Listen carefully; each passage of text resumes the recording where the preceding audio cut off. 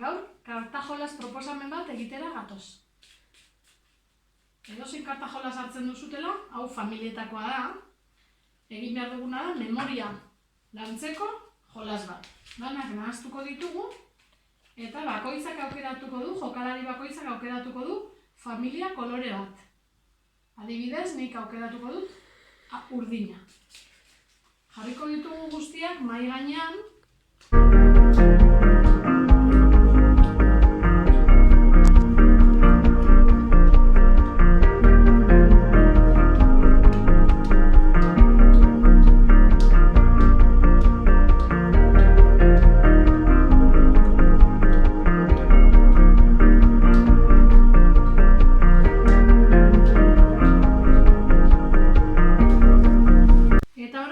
Banaka hasiko gara bat hartzen.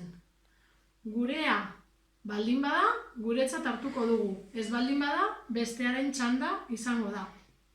Hau da, asmatzen badugu, guretzat izango da. Ez badugu asmatzen, buelta emango diogu kartari. Modu horretan gogoratu behar dugu, nun dagoen gurea. Nik aukeratutako kolorea urdina da. Oraingoan asmatu dut. Asmatu dudanez, beste aukera bat daukat. Horrela, guztiak batu arte.